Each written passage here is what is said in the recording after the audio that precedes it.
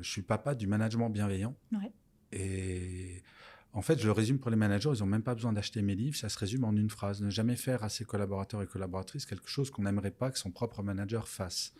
Par exemple, est-ce que j'aime quand mon boss arrive en retard à une réunion que j'ai organisée? Non, je ne le fais pas. Est-ce que j'aime quand mon boss m'engueule quand j'ai fait une boulette? Non, donc je ne le fais pas. Est-ce que j'aime quand mon manager m'appelle un samedi à 22h pour me parler d'un truc qui peut attendre? Non, je ne le fais pas, etc., etc. Tout ça, c'est que du bon sens. Et quand j'ai eu cette idée du management bienveillant, fondamentalement, je me suis dit, je vais parler de ce que je fais depuis toujours. C'était assez intuitif chez moi en tant que manager de comprendre que sans mon équipe, je suis rien en tant que manager. Et que donc, c'est l'équipe qui est beaucoup plus importante que le manager. Donc, quand on a ça en tête, qu'on doit être un petit peu humble et reconnaissant vis-à-vis de son équipe, tout se passe bien. Donc, c'est parti de ce constat, parce que les équipes que je gérais, je manageais des managers, et je voyais bien que ce n'était pas intuitif pour tout le monde.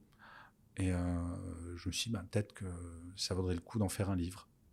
Bonjour et bienvenue dans le podcast Résonance, le podcast de l'expérience collaborateur. Je reçois aujourd'hui Gaël Châtelain-Berry. Bonjour Gaël. Bonjour.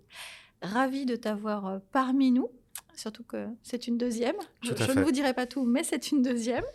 Je vais lire ta bio. Donc, tu as passé plus de 20 ans en entreprise en tant que manager, et tu as managé entre 20 et 200 personnes, notamment chez TF1, Canal+, Énergie. Et tu as constaté que le bien-être diffusé par le management était source de productivité, de créativité, d'implication de la part de tes collaborateurs.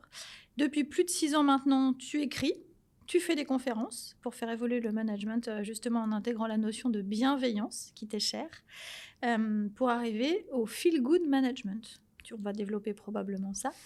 Donc, conférencier, tu interviens dans les entreprises, notamment, à la fois drôle, en général, basé sur la réalité du terrain, du métier de manager, et tu formes aussi des managers sur des cycles courts pour leur faire prendre conscience, justement, de la nécessité de mettre en œuvre ce management bienveillant.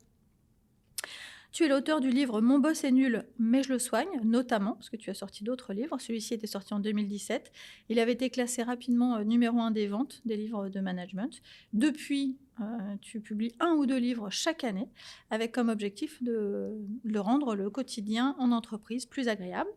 Ton dernier livre qui vient de sortir s'appelle « Mon collègue est nul, mais je le soigne » et je le présente de ce pas. Tu vas peut-être aussi nous en parler. Et tu es aussi l'auteur du podcast Happy Work, le podcast francophone le plus écouté sur le bien-être au travail. Et j'ai vu que tu avais à l'époque déjà 25 000 abonnés sur ta chaîne YouTube. Ça a peut-être encore évolué. Alors, sur YouTube, oui, c'est 30 000, mais au podcast, en audio, on va bientôt taper les 100 000. Je suis trop jalouse. Ouais. Bon, bien. Mais en fait, je m'aperçois que dans la bio, en fait, ça fait 10 ans que je suis saltimbanque. Il faut que je change ma bio, en fait. Saltimbanque, c'est trop mignon comme mot. Et nous, alors moi, je dis toujours comment on se connaît. Donc moi, en fait, j'avais lu ton premier livre, je te suivais sur LinkedIn et j'avais lu ton premier livre, justement, « Mon boss est nul, mais je le soigne ». Tu en avais d'ailleurs fait un spectacle que j'avais vu avec un Bob, avec un collègue. Et d'ailleurs, ça m'avait tellement plu que dans un aussi de mes livres que j'avais écrit, quand les oursons s'en mêlent, j'avais cité ton livre. Et depuis 2018, on a fait plutôt ce qu'on appelle une relation longue distance. On s'est pas beaucoup vu, mais on se suit sur les réseaux. En tout cas, vraiment, je suis ravie de t'avoir avec nous. Je te propose le premier rituel, qui est la carte mystère, la question mystère. J'ai forcément cherché en dessous. Bah oui, sinon ce serait pas toi. Bah voilà. Si c'était pas compliqué. Exactement.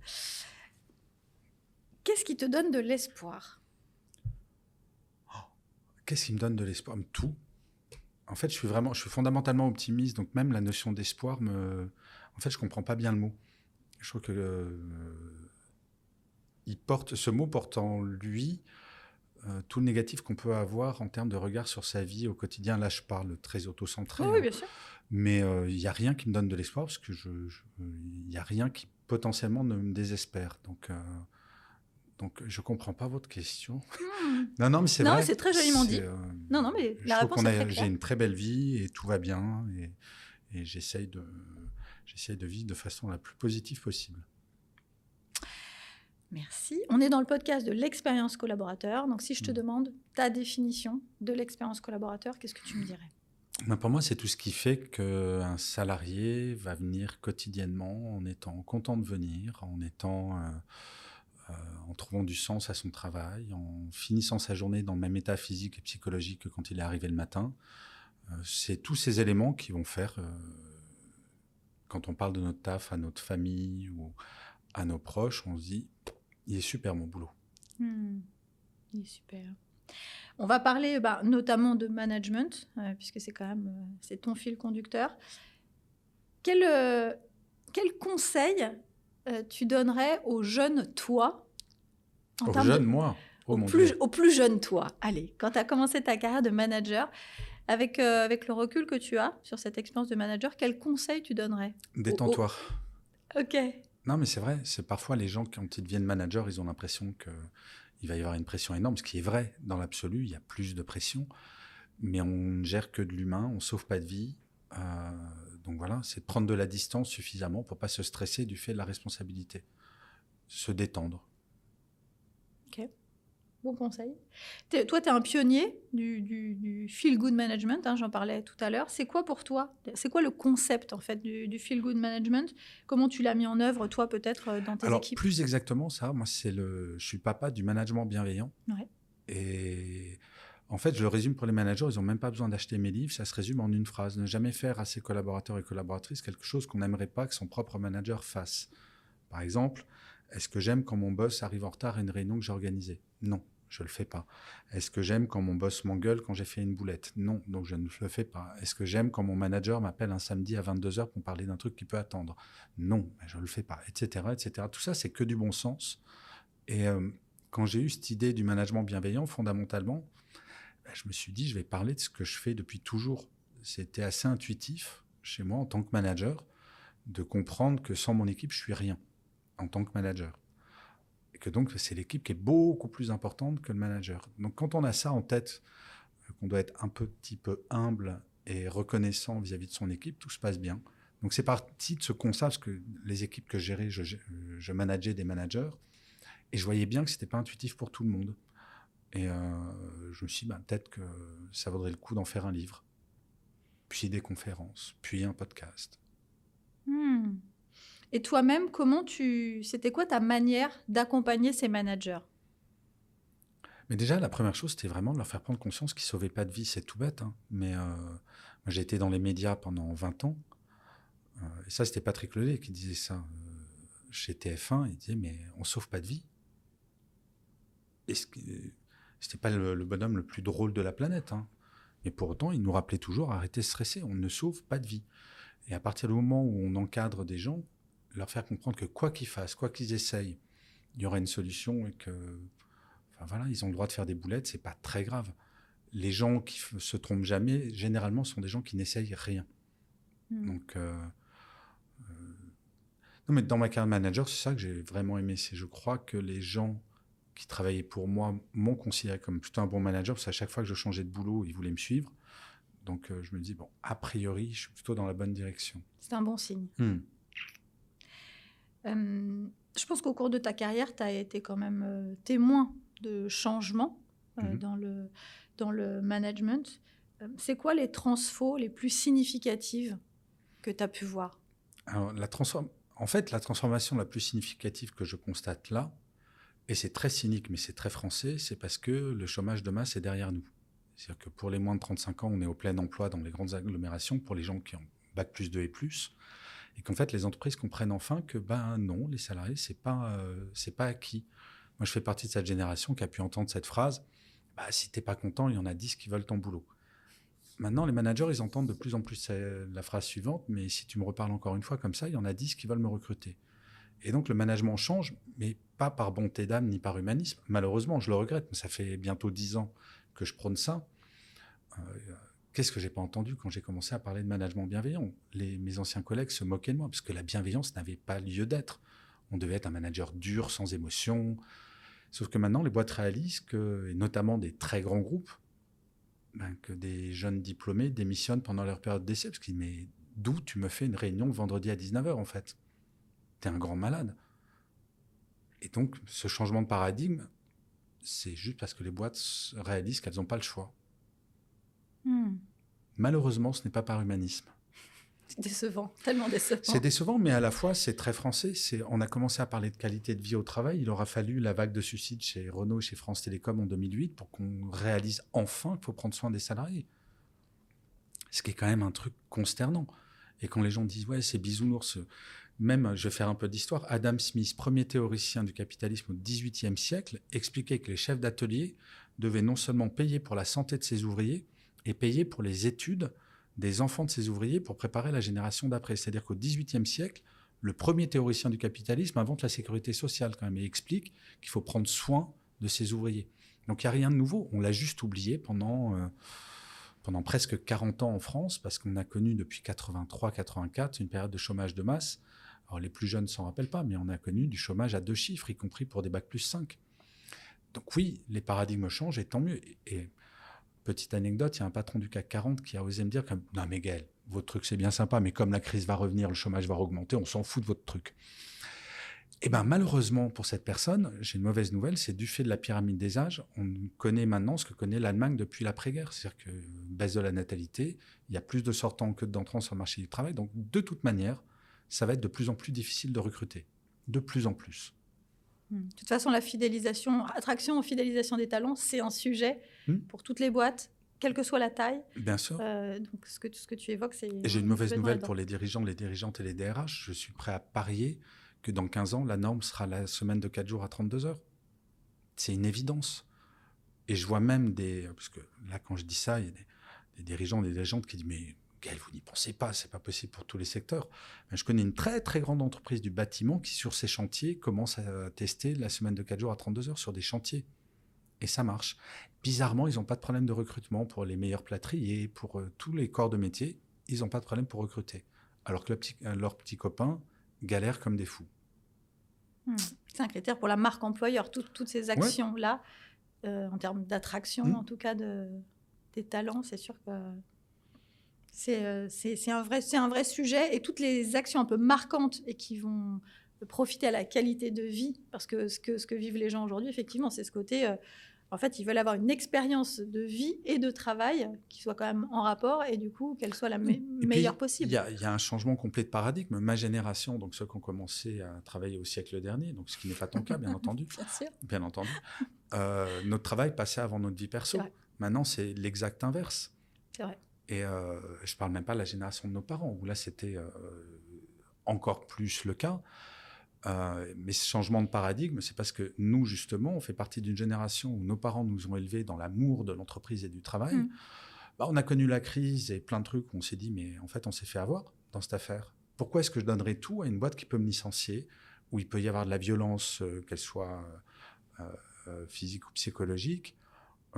Et donc, on a élevé nos enfants en leur expliquant « Non, mais le boulot, c'est pas toute ta vie. » Donc, ils ne sont pas plus intelligents que nous. On les a élevés avec des valeurs différentes qui sont beaucoup plus équilibrées parce que nous-mêmes, on n'a pas su le faire.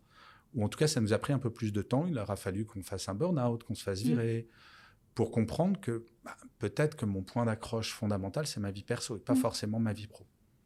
Donc, ce qui fait que pour les entreprises, c'est une sacrée pression. Oui, puis il y a pas mal de nos enfants et qui ont vu leurs parents, effectivement, être virés pour des entreprises à qui ils avaient un peu tout donné. Et du coup, ça ne fait pas nécessairement envie. Ils n'ont pas nécessairement envie de reproduire. En fait, il y a une statistique qui est assez effrayante. Il n'y a pas un seul représentant de la génération Y ou Z qui n'ait pas eu pendant son enfance un proche familial qui ait connu le chômage. Pas un. Forcément, ça change le regard sur le travail. Oui, alors que nous, on avait eu des parents qui avaient potentiellement fait toute leur carrière dans la même boîte. Et même, je me rappelais un dîner auquel j'ai assisté, je devais avoir 10 ou 12 ans, où il y avait un des potes de mon père qui expliquait le samedi « Ouais, j'ai démissionné, ils m'ont saoulé dans ma boîte, mais t'as retrouvé du travail ? Oui, je reprends lundi dans une autre boîte. » Parce que c'était le plein emploi. Et là, sur les moins de 35 ans, Bac+2 minimum dans les grosses agglomérations, c'est exactement ça. Ouais. Donc, il faut se réjouir. Non, mais c'est chouette pour nos enfants. Oui, bien sûr. Moi, je préfère qu'ils connaissent ça plutôt que ce que j'ai connu. Moi, diplômé de ma grande école de commerce, à galérer pour trouver mon premier boulot, alors qu'on m'avait vendu, tu vas voir, tu auras 10 contrats de travail quand tu auras ton diplôme. Et tu seras payé. Ah, mais des millions. Toi, d'ailleurs, les gens qui font appel à toi aujourd'hui, c'est quoi la typologie de tes clients? C'est quoi les sujets sur lesquels ils te font intervenir? Alors, Je vais corriger un tout petit peu ton introduction parce que je ne fais plus du tout de formation ou quoi que ce soit. Je ne fais plus que des conférences. D'accord. Donc, j'interviens pendant 1 heure sur des sujets comme le bien-être au travail, le management bienveillant, le burn-out, l'égalité femmes-hommes, tous les préjugés sexistes. Et à chaque fois avec la même approche qui est d'essayer de parler d'un sujet en faisant en sorte que les gens finissent de meilleure humeur à la fin de ma conférence par rapport au début. D'accord. C'est tes sujets un peu préférés, entre guillemets, c'est quoi? J'aime bien parler du burn-out, à vrai dire. Okay. Parce que je pense que la prise de conscience n'est toujours pas là, mais vraiment pas. Et on est toujours entre 10 et 12% des salariés qui ont fait un burn-out. C'est-à-dire, là, au moment où on se parle, c'est entre 2,5 millions et 3 millions de personnes qui sont en burn-out. Et les entreprises, c'est toujours encore un sujet un peu tabou, voire totalement tabou, alors que c'est hyper simple, mais vraiment. Un manager qui a un burn-out dans son équipe, ça devrait être considéré comme une faute professionnelle. On en est loin aujourd'hui. Et bien souvent, quelqu'un qui fait un burn-out, on n'en parle pas. Alors déjà, ce n'est pas reconnu comme étant une maladie professionnelle, ce qui est un vrai sujet. Alors, il commence à y avoir des jurisprudences, mais ce n'est pas encore généralisé. Mais il y a une responsabilité incroyable des managers. Mais l'arme, elle est assez simple, c'est tous les matins demander à chaque personne dans son équipe comment ça va ce matin et d'attendre la réponse. Et d'écouter. Et quelqu'un qui ne va pas, si on a libéré la parole, ça se passe bien. Ça se passe vraiment très bien. Alors j'entends des managers ou des dirigeants, dirigeantes qui me disent « Oui, mais ça met de la pression en plus aux managers. » Mais oui, mais c'est leur métier. Le premier métier des managers, c'est de prendre soin de leur équipe et de faire en sorte qu'on optimise ses performances. Je veux bien qu'une équipe en burn-out soit performante, mais c'est plus difficile. Donc c'est de la première responsabilité des managers de s'occuper de l'humain. Sauf que ça, on l'a oublié depuis 40 ans. Parce que la notion de salarié, on n'a pas de problème. Quelqu'un qu'on devait virer, on le remplaçait le lendemain. Aujourd'hui, c'est moins le cas. Mais dans les managers, y a des managers qui ont beaucoup de personnes dans leur équipe, par exemple. Comment tu leur recommandes de gérer ça? Parce que le one-to-one... Mais ça dépend de ce que tu appelles beaucoup. Pour moi, un manager qui a plus de 5 ou 6 N+1, il faut changer l'orga. Ce n'est pas possible. Quand j'entends des managers qui me disent « Oui, moi j'ai 20 personnes dans mon équipe en direct », je dis « Mais tu ne peux pas faire ton métier de manager. Tu ne peux pas. Ce n'est pas possible. » Ensuite, ça ne veut pas dire qu'il faut changer toutes les fiches de poste, mais peut-être que sur ces 20, ce serait peut-être intéressant de faire 3 sous-équipes. Et toi, que tu es 3 N-1 et que ces 3 personnes gèrent vraiment directement pour pouvoir justement porter cette attention nécessaire. Tu ne peux pas demander à 20 personnes tous les matins comment ça va et attendre la réponse si tu passes ta journée à ça. Oui, parce que ce que tu évoques, ça me fait penser justement au métier de manager, qui a un métier en soi. Et ça s'apprend. Et il se trouve que, alors notamment dans nos générations, mais pas que, des gens qui étaient très bons dans leur métier, qui étaient des experts, on les faisait passer managers parce que le Graal dans les entretiens d'embauche, c'était comment tu te vois dans 3 ans, c'était manager, c'était vraiment le Graal. Donc du coup, ça faisait des gens qui étaient experts dans leur métier, mais pas nécessairement formés ou même qui avaient nécessairement les appétences pour être manager. Donc, ce que tu évoques, c'est vraiment consacrer le métier de manager. C'est ça que j'entends, en fait. Oui, complètement. Mais ce que tu dis, c'est très générationnel. Maintenant, les jeunes générations, pas qu'elles en aient rien à faire de devenir manager, mais en tout cas, c'est plus une obligation. Je vois plein de gamins diplômés de grandes écoles qui ne disent pas « je veux impérativement devenir manager ou dirigeant ». Et ils savent très bien qu'ils peuvent avoir des trajectoires de carrière qui sont très intéressantes sans devenir manager. Mais pour ça, il faut que les entreprises valorisent aussi les métiers qui ne sont pas des métiers managers. Parce que bien évidemment, ça existe et c'est la majeure partie aujourd'hui. Ça sera forcément le ou la meilleure commerciale qui deviendra directeur ou directrice commerciale. Ce qui est une aberration. Parce que ça se trouve, ça sera le pire dirigeant qui puisse exister. Donc, mais on a encore très ancré la récompense, c'est de devenir manager. C'est quoi les plus grandes qualités d'un manager pour toi? D'un bon manager? L'écoute et l'empathie. Pour moi, c'est vraiment ça. C'est d'être avant tout au service de son équipe, d'écouter, d'être empathique et d'être prêt à se battre pour elle. C'était un de mes dirigeants chez TF1 qui avait résumé « Un bon manager, c'est quelqu'un qui va savoir mettre en lumière ses équipes quand il y a un succès et savoir tout prendre dans la tronche pour le compte de son équipe s'il y a un échec. » Je trouve que c'est un assez bon résumé. Donc, il faut être courageux, Non, mais il faut vraiment que les gens soient heureux de travailler. Et c'est pas très compliqué, en fait. Si on est à l'écoute et qu'on fait preuve d'empathie, je vais raconter une anecdote qui m'avait choqué pour voir. J'aime bien les raisonnements par l'absurde. C'est une amie, son père était directeur financier d'un très grand groupe, énorme groupe mondial. Et il se trouve que il y a une quinzaine d'années, il développe un cancer du poumon. Il se fait convoquer par le PDG de ce très grand groupe mondial. Ce PDG a son chéquier devant lui et il lui dit « Je vais vous faire un énorme chèque parce que je ne veux pas de mort en sursis à mes côtés. » Ben voilà, tout ce qu'il ne faut pas faire.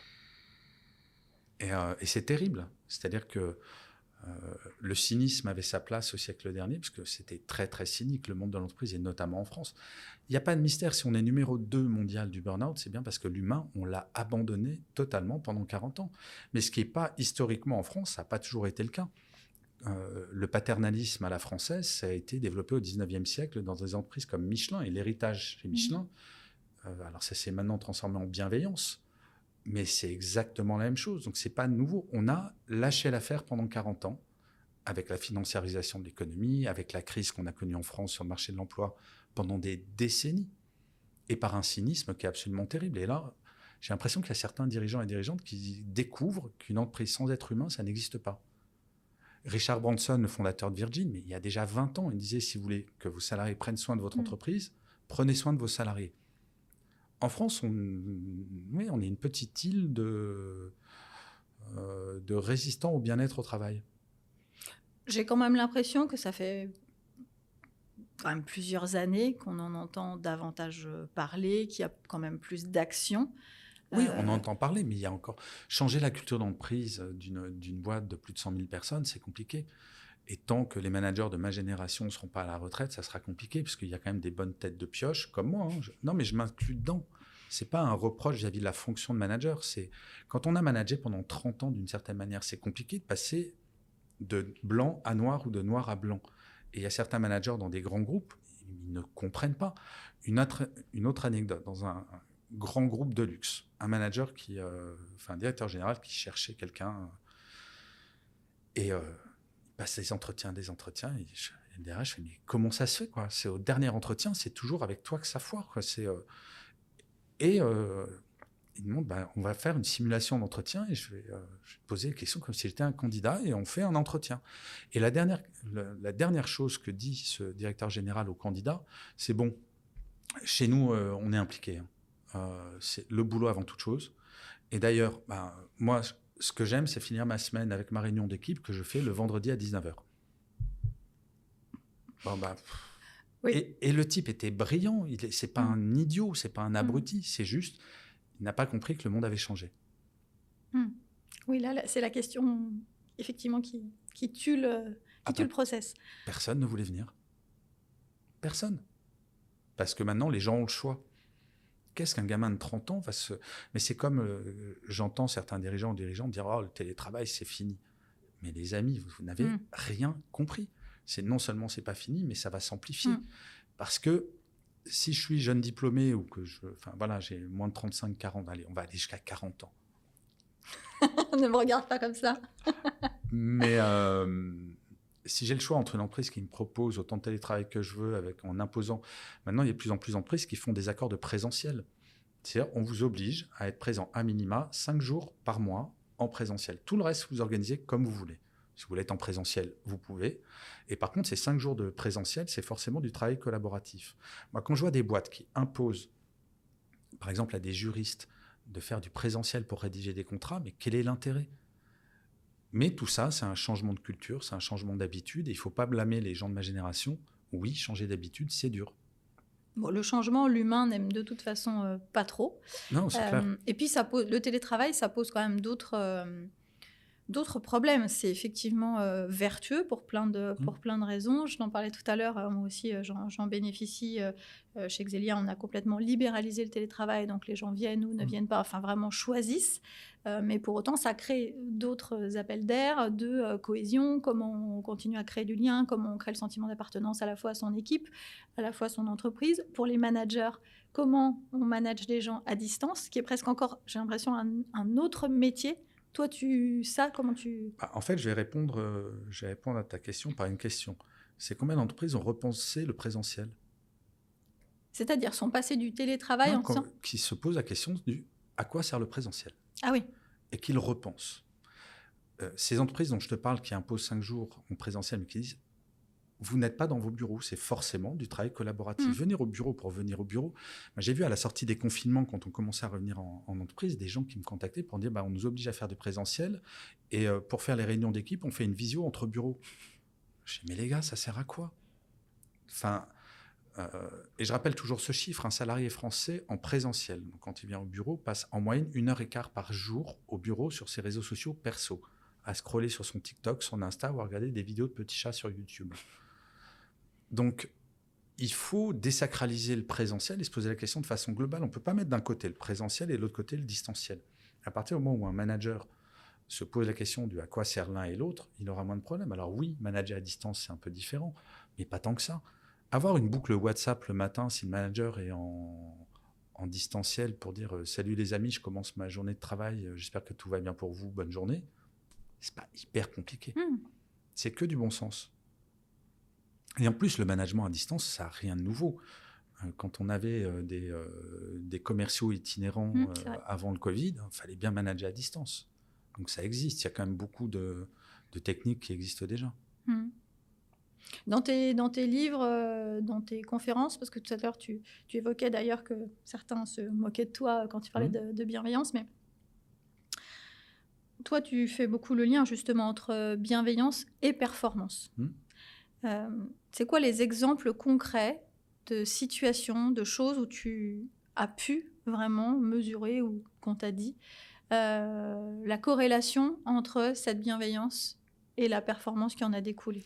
Mais ne serait-ce sans parler de performance au sens chiffré de la performance individuelle d'un individu, mais quand on voit le turnover de certaines boîtes, rien qu'en fidélisation des salariés, si on fait encore une fois un raisonnement par l'absurde, c'est qui a envie de travailler avec un manager malveillant ? Personne. Et si j'ai le choix d'aller voir ailleurs, bien sûr que j'irai voir ailleurs. Donc la performance de l'entreprise, elle se mesure déjà à l'aune, est-ce que tous les postes sont bien pris ? Je connais pas mal d'entreprises qui galèrent vraiment pour recruter, et c'est vraiment identifié que c'est la culture managériale qui pose problème. Et que c'est long de changer une culture managériale. Quand c'est pour une start-up, moi j'adore les start-up de 15 personnes qui m'expliquent qu'eux sont hyper vertueux. C'est génial. Non, mais c'est top de commencer une aventure comme ça. Mais quand on est 15, c'est autrement plus simple que quand on est 100 000. Donc la performance, elle se mesure déjà, mais c'est...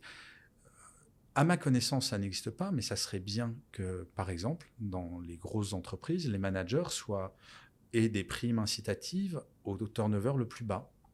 C'est-à-dire que si j'ai 3 directeurs commerciaux, 3 directions commerciales, bien souvent, quand on commence à regarder les taux de turnover, il y a des équipes où il y a plus ou moins de turnover. Oh, c'est quoi la variable d'ajustement ? C'est le management. Et sauf qu'on ne se pose pas cette question.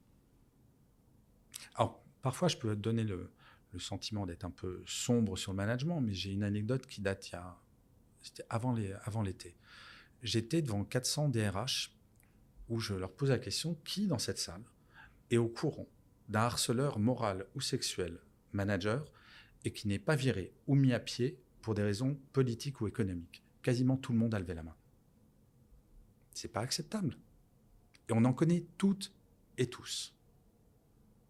J'aime bien ce silence et ce désespoir dans tes yeux. Oui, là, il s'est passé un truc là. Mais on en connaît tous comme ça. Mais à un moment, tant qu'on n'est pas choqué par ça et tant qu'on n'agit pas et qu'on dit ce n'est pas tolérable. J'ai eu la chance, je parlais de Patrick Lelay tout à l'heure, chez TF1, et je parle de début des années 2000, donc d'un truc qui commence à remonter. On ne parlait pas encore de qualité de vie au travail, où il y avait eu un cas de harcèlement moral, ça a été mis à pied conservatoire immédiate. Immédiate, il n'y avait pas de discussion. On te met à pied et ensuite on voit si c'est mérité, si on te vire ou si on te garde. Mais il y a toujours eu le fait que la victime, 1, on la croit, 2, on la protège. Et ça, je te parle, oui, c'était 2003, je crois. Donc ça existe, et heureusement qu'il y a des entreprises qui le font, et heureusement qu'il y a des managers, des dirigeants et des dirigeantes vertueux. Mais je ne crois pas que ça soit la majeure partie. C'est un gros chantier, là. Comme ça fout la patate, ce que je dis. Là, c'est... Ouais, je sais. Ouais. Le podcast est plutôt écouté le matin, je pense, parce que le soir... Ah non, le podcast, il est toujours de bonne humeur. Ah, celui-là, tu veux dire. Ouais. Tu as parlé un peu des... Pardon, je me permets de rebondir. Si on n'a pas besoin d'être manager pour justement agir. C'est-à-dire que, bien sûr qu'il y a la strate managériale qui est importante, mais moi, je suis pour la tolérance 0. Mais quand je dis 0, c'est 0. Je suis témoin d'un collègue qui parle mal ou une collègue qui fait preuve de sexisme, de harcèlement, qui soit moral, sexuel. C'est de ma responsabilité aussi d'intervenir, d'en parler à la potentielle victime, d'en parler à son management. Mais voilà, c'est en agissant toutes et tous. Il ne faut pas attendre tout non plus de nos dirigeants, dirigeantes et managers. C'est un moment, chacun, on doit se responsabiliser en se disant « oui, je peux agir ». Oui, à la fois une responsabilité individuelle et collective. Oui, complètement. Tout à l'heure, tu parlais des plus jeunes générations. C'est quoi l'impact que tu vois ou que tu perçois de ces plus jeunes générations qui sont arrivées et qui continuent d'arriver sur le management? Je pense que déjà, l'équilibre vie pro, vie perso, c'est un vrai sujet pour eux. Énorme sujet. C'est-à-dire que eux savent déconnecter déjà. Alors, ils peuvent être comment on appelle ça, en délinéarisé. Donc, ils peuvent très bien décider de travailler de 22h à minuit. S'ils n'ont pas travaillé de 18h à 22h, ça ne leur pose pas de problème, ils sont plus souples, mais en tout cas, ils pensent à leur vie perso beaucoup plus que nous. On n'a pas encore assez de recul. On verra quand on verra, si Dieu nous prête vie, quand ces têtes blondes auront 50 ans, ce que ça donnera quand ça sera des dirigeants et des dirigeantes. Mais aujourd'hui, le sentiment que j'ai, c'est que c'est un sujet qui est important. Il n'y a pas de raison que ça revienne en arrière. Je ne pense pas. Et sur les plus jeunes managers que tu côtoies ou dont tu entends parler, ou peut-être ceux qui te contactent sur les réseaux sociaux un peu, c'est quoi leur marque de fabrique en tant que manager? Je ne sais pas si on a... Tu sais, ça me fait penser à cette réflexion qu'on se fait en vieillissant parfois. C'est « Oh, de notre temps, c'était mieux. Oh, c'était pas pareil. » Je vois pas de quoi tu parles. Mais je pense qu'en fait, on fait tous et toutes les mêmes erreurs. Ensuite, elles sont un peu différentes. Et la pression dont je parlais tout à l'heure quand on devient manager, je pense qu'elle n'est pas très différente quand j'avais 25 ans que ces gamins-là qui deviennent managers à 25 ans. Ils se posent potentiellement les mêmes questions. Oh, j'ai quelqu'un de plus âgé dans mon équipe, comment je vais manager? Oh, je deviens manager, comment je vais gérer la pression? Oh, il y a mon manager qui met une pression de dingue pour augmenter les objectifs, alors que je sais que mon équipe ne va pas pouvoir les réaliser. Ces questions, elles ne changent pas fondamentalement. Il faut juste avoir du courage. Oui, ça c'est le... Juste. Courage managérial, c'est un sujet en soi, donc il n'est pas donné à tout le monde. Non. Donc, c'est quoi les conseils un peu, j'ai envie de dire, disruptifs, si on peut dire ça, dans ton approche, toi, on va dire moins conventionnelle, que tu donnerais pour faire vivre aux collaborateurs la meilleure expérience collaborateur possible? Mais j'ai envie de dire, en tant que manager et en tant que collègue, puisque si on fait un point un peu avec ton livre, Mon collègue est nul mais je le soigne, c'est quoi un peu les conseils un peu de la meilleure expérience collaborateur possible? Mais c'est pas disruptif en fait. J'ai jamais tellement aimé ce mot, parce qu'en fait, le conseil que je donnerais aujourd'hui, c'est le même que je m'appliquais à moi-même en tant que manager, donc il y a 30 ans. C'était hier. Amusez-vous. Mais vraiment, il faut s'amuser. Et je me rappellerai toujours je disais souvent à mes équipes, vous savez, on ne sauve pas de vie. Et je donnais une conférence à un moment dans un CHU, un énorme CHU, et je rencontre un type très très énervant, donc il devait avoir, je sais pas, 35-40 ans, professeur en neurologie, beau comme un dieu. Donc, docteur Mamour, en gros. Et avant la conférence, je dis, mais voilà, je dis souvent qu'on ne peut pas sauver de vie, on ne sauve pas de vie quand on est manager, je ne peux pas le dire chez vous. Il fait, mais si, je le dis. Je sais, comment ça vous le dites? Ah oui, c'est dès qu'on sort de la salle d'op, je dis à toutes mes équipes, dès qu'on sort de la salle d'op, on ne sauve pas de vie. Donc, vous parlez bien, on est bienveillant, on prend soin de nous et il n'y a pas de pression. Donc, même dans un CHU, il s'applique ça. Et donc, oui, s'amuser, c'est... faut pas s'accorder plus d'importance qu'on en a. Il faut être humble, il faut se marrer avec les gens. Même en cas de crise, faut pas s'énerver. Moi, dans un avion où il y a des turbulences, j'ai pas envie que le pilote prenne le micro pour m'annoncer qu'on va tous crever en hurlant. Donc voilà, si on s'amuse pas à être manager, faut pas être manager. Et pour s'amuser en étant manager, je vais dire un très gros mot pour du management, c'est faut aimer les gens, mais sincèrement, les aimer fondamentalement, et pas les prendre juste pour des gens qui produisent quelque chose. Bien sûr qu'in fine, c'est ce qu'ils doivent faire, mais oui, je crois que tout ça est... Alors si c'est disruptif de dire qu'on doit aimer les gens, non, mais ça montre à quel point l'entreprise en France est devenue cynique. Mais oui, ça évolue. Mais ça évolue parce que pression du recrutement. Ça fout bien la patate, ça aussi. Non, mais la bienveillance, j'ai envie de te dire qu'il y a des gens un peu dans leur ADN qui ont de toute façon un peu ça. Mais pour ceux qui ne l'ont pas, ça s'apprend. Voilà, c'est ce que j'allais te demander. C'est quoi les conseils un peu, même, j'allais dire, un gros mot aussi, mais de formation? Parce qu'effectivement, on n'est pas manager. On ne naît pas manager nécessairement. Et pour autant, on peut avoir des appétences pour le faire, ou en tout cas des envies. C'est quoi le parcours un peu En fait, la bienveillance, c'est comme la politesse. Ça s'apprend. Un enfant, il ne naît pas en sachant qu'il faut dire bonjour monsieur, bonjour madame. Il dit merci. Pour autant, il le fait. Une des premières sources de démotivation en France, une des toutes premières, c'est le fait que le manager ne dise pas bonjour le matin à ses équipes. Ça, c'est toujours vrai? C'est toujours vrai, ouais. Quand on en est là, on se dit, OK, la marge de progression est géniale. Soit on voit le verre à moitié vide, soit le verre à moitié plein. Moi, je pense qu'il faut voir le verre à moitié plein. Donc, apprendre la bienveillance, c'est... alors, il y a un formidable petit livre qui vaut 3,20 €, je crois, qui s'appelle « Les 10 commandements de la bienveillance en entreprise », qui était sorti il y a 4-5 ans, qui vient d'être réédité. Mais c'est tout simple, être bienveillant, c'est écouter les gens, donner le droit à l'erreur, être ponctuel, parler de façon respectueuse. Enfin, il n'y a rien de dingue. Non. Il faut revenir à l'éducation que nos parents nous ont donnée. Alors, à moi, d'avoir été élevé par des ours ou des loups, globalement, on a tous ça en nous. Ensuite, ça s'exprime de façon plus ou moins naturelle. Il y a des gens qui vont être plus ou moins charismatiques, qui vont être plus ou moins à l'aise pour parler avec les gens. Mais pour autant, c'est assez simple. Et il y a un exercice tout simple que je conseille à tous les managers, c'est de demander à leur équipe de se réunir dans une salle sans eux. Et la mission de l'équipe, c'est de remplir un tableau avec 2 colonnes. La première colonne, qu'est-ce que vous trouvez que je fais bien en tant que manager ou manageuse? La deuxième colonne, c'est qu'est-ce que vous trouvez que je pourrais faire mieux en tant que manager ou manageuse? Sauf qu'il y a une règle absolue. Chaque point doit être validé à l'unanimité. Et cette unanimité, elle n'est pas si simple à trouver. Et c'est extraordinaire parce que l'équipe elle-même va s'apercevoir qu'il y a certains traits positifs pour certains membres de l'équipe vont être des traits négatifs pour le reste de l'équipe. Donc, il va y avoir un débat autour de ça. Et au bout de 7 heures, l'équipe va restituer au manager, qui, bien entendu, si l'équipe, de façon unanime, dit « Écoute, tes emails à 23 heures tous les soirs, ça saoule, ça nous stresse, t'arrêtes. OK, pas de problème. » Mais au moins, on libère la parole. Et l'humilité du manager, c'est d'admettre « Oui, je peux encore progresser, et heureusement. » Mais qui peut nous faire le mieux progresser? C'est l'équipe. Aujourd'hui, comment ça se passe comment ça s'appelle, les entretiens d'évaluation des managers? C'est le manager voit son N+1. N+1 qui va lui dire ça se passe bien avec ton équipe? Ouais. Tu penses qu'il t'apprécie? Ouais. Enfin, c'est comme une dictée autocorrigée. Bizarrement, les résultats sont meilleurs. Donc, à un moment, il faut, et ça arrive petit à petit, mais c'est très lent, donner la parole aux équipes pour évaluer leur manager.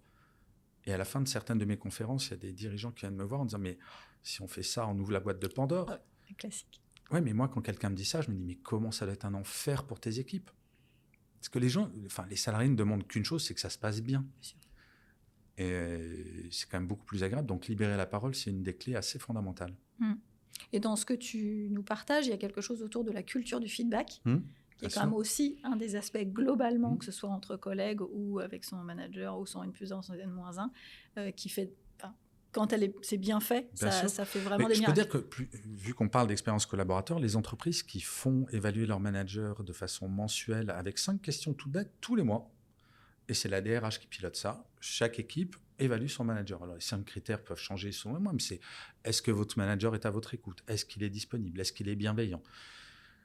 C'est pas pour noter et punir les managers, mais si on voit qu'un item de bien-être est en train de baisser dans une équipe, d'appeler le manager, peut-être qu'est-ce qui se passe? Est-ce que tu as besoin d'aide? Est-ce que tu as besoin d'être formé? Sur l'item à l'écoute, tu es à 2 sur 4, tu es à 2 sur 5. Est-ce que ça serait peut-être pas bien que tu évolues sur cet item? Les équipes vont pas noter méchamment pour noter méchamment. Sauf qu'en France, on a encore bien ancré dans la tête que forcément un manager est un salaud. Alors encore pire, un dirigeant. Alors ça, mais justement, c'est en donnant la parole aux équipes que petit à petit, on va changer ça, qu'on va considérer, bah oui, il faut bien des managers, parce qu'il faut bien prendre des décisions. C'est aussi assumer les décisions toutes pourries. C'est ça être manager. Les erreurs, c'est ça être manager. Et que tout le monde prenne conscience qu'on est dans le même bateau. Donc, donner la parole aux équipes, ça me semble assez essentiel. Et surtout, quand je parle à des équipes qui font ça tous les mois, mais ils adorent. Ils adorent parce qu'ils savent qu'ils sont écoutés. Ils savent que leur manager va progresser aussi. Oui, puis je pense qu'on est dans une situation plus saine. C'est-à-dire qu'il n'y a pas le seau à frustration qui se remplit en goutte à goutte et qui un jour déborde potentiellement avec du sang sur les murs. C'est une image. Non, mais voilà, je pense que la situation est plus saine. On se dit les choses à intervalles réguliers. Donc, la communication est plus fluide. Je pense que la performance est d'autant meilleure. Donc, pour moi, la culture du feedback, c'est vraiment un sujet. Et quand on en parle en entreprise, je vois que les gens disent non, mais je ne vais pas lui dire parce que soit j'ai peur qu'il se vexe, que la personne se vexe, ou j'ai peur de lui faire de la peine, ou j'ai peur qu'elle monte tout de suite en température, ou non, de toute façon, ça ne sert à rien, elle ne comprend pas. Donc, il y a vraiment des a priori sur le feedback, et qui me fait, c'est ce que tu viens de dire qui me fait penser, c'est que les gens ont des a priori sur le feedback. En fait, le feedback, c'est forcément quelque chose de négatif. Alors que pour moi, le feedback, c'est un cadeau. Quoi qu'il en soit, qu'il y a tellement de gens qui sont dans des non-dits, qui ne disent pas les choses, mais qui n'en pensent pas moins, et du coup qui créent des dysfonctionnements dans l'entreprise, parce que plutôt que de dire directement comment on doit bosser ensemble, on va passer par un tel, on va perdre un temps fou. Donc pour moi, c'est vraiment un sujet, en fait, cette culture. Alors, il y en a des plus ou moins difficiles. Je me rappellerai toujours un des feedbacks les plus difficiles, j'avais une de mes équipes qui travaillait dans un open space, et il se trouve qu'il y avait une personne dans cet open space qui n'avait pas entendu parler de l'invention du déodorant. Eh oui, ça peut arriver. Oui, mais c'était mon rôle de manager d'amener la personne sans pour autant la vexer, pour lui faire comprendre que les odeurs corporelles, on ne les sentait pas forcément, mais qu'il pouvait y avoir une sensibilité différente. C'est compliqué à faire, c'est horrible à faire, mais ça se prépare et ça se fait et on peut le faire bien. Donc, tout feedback est bon à prendre. Complètement. Et bon à donner, j'ai envie de dire. Tout peut se dire. Non, mais surtout, c'est la mission du manager. Enfin, à un moment, je crois qu'il ne faut pas tortiller. C'est un manager, oui, c'est dur d'être manager. Bien sûr que c'est dur. C'est hyper dur. C'est gratifiant à plein d'égards. Mais les gens qui pensent que devenir manager, c'est facile et qu'on a un joli titre, un salaire plus gros, il ne faut pas qu'ils le fassent. Mais d'ailleurs, c'est une très bonne nouvelle. Je crois que c'est 17% seulement des jeunes générations qui veulent devenir manager, ou 20%. Et j'ai lu des articles de presse disant c'est la fin des managers, ça attire plus les gens. Mais dans une entreprise, une structure moyenne, c'est entre 13 et 15% des salariés qui sont managers. Bah, très bien, s'il n'y a que 20% qui veulent devenir manager, les 80 autres ont conscience que sans être manager, ils peuvent avoir des belles carrières. Et donc, on n'aura pas des gens qui vont faire ce métier de manager juste parce que c'est bien. Ouais. Bah là, du coup, ça me fait penser que Xelia a de belles années devant elle, parce que nous, on est en autogestion, donc sans manager, avec du management, mais sans manager direct. Donc, pour nous, c'est un peu moins grave qu'il n'y ait pas tant de gens que ça qui veuillent finalement évoluer vers pour être manager. Comment tu perçois, toi, l'avenir là, je sais pas, tu n'as pas de boule de cristal, mais l'expérience collaborateur pour la bonifier encore dans les années à venir, c'est quoi les points essentiels pour toi sur lesquels il faut appuyer? Je pense que ça va être la flexibilité comme on ne l'a jamais vu. Là, on commence à découvrir le télétravail, mais ce que je te disais tout à l'heure, la semaine de 4 jours à 32 heures, c'est une évidence que c'est une tendance lourde qui va arriver, mais très lourde. Tout ce qui est flexibilité, tout ce qui va permettre aux salariés de comprendre qu'il peut être performant sans pour autant sacrifier sa vie pour son travail. Et si on donne l'exemple du télétravail, c'est un jeune diplômé, généralement, va privilégier le présentiel. Parce qu'être dans son petit studio, puis ils ont envie de sociabiliser, donc c'est mieux d'être en présentiel. Puis les enfants vont arriver, donc là, peut-être que de temps en temps, et certaines semaines, j'aurai envie d'être en 100% télétravail, parce que je n'ai pas envie de rater les premiers pas du petit dernier. Et puis après, quand on va grandir, on va se dire, ça va être un peu plus équilibré. On est passé d'un monde où finalement, donc au siècle dernier, où on disait la même règle s'applique à tout le monde, c'est très monolithique, on doit s'adapter à chaque salarié, à chaque problématique, à chaque personnalité, à chaque situation personnelle. Et c'est ça le grand défi pour les entreprises françaises qui sont passées de façon assez radicale d'un truc monolithique très simple à gérer à, bah oui, il faut s'adapter à chaque personne. Oui, là, j'entends vraiment du management différencié. Oui. Un peu comme à l'école où voilà, tout ce qui était à droite, tout ce qui était à gauche, bah, c'était dommage pour toi. Si tu n'étais pas dans le truc du milieu, c'était compliqué ta vie. Et ça, c'est vraiment, c'est une tendance, et deux, c'est ça qui est assez formidable, c'est qu'il n'y a pas le choix. Et il y a des entreprises qui le font, et ces entreprises, bizarrement, ont moins de problèmes de recrutement. Quand je vois des grands cabinets de conseil qui galèrent pour recruter, alors que les petits cabinets de conseil de 50 ou 100 personnes, alors oui, c'est pas prestigieux mondialement, bizarrement, ils n'ont pas de problème, ou moins de problèmes pour recruter. On se dirige lentement vers la fin de ce podcast. Tes projets, bon, alors déjà ce livre qui vient de sortir, tu as d'autres projets en cours ou des rêves? Alors j'ai une nouvelle édition de Mon Boss est nul, mais je le soigne, qui sort en janvier, et j'ai un one-man show qui va sortir... on va dire premier trimestre 2025. Bah, c'est demain, là, pour le coup. Oui, c'est demain, mais il faut que je l'apprenne. Tu sais où c'est déjà? Déjà, il est écrit. Tu sais où ça va se passer? Non, ou pas encore. Pas encore. Bon, écoute, on se tient prêt. Voilà. Si tu as envie d'en savoir plus sur le chemin de Compostelle et mes aventures sur ce chemin, ça sera là que ça se passe. Ah bah, peut-être tu peux nous en dire un mot, sans dévoiler le spectacle, mais ton expérience de Saint-Jacques, c'est...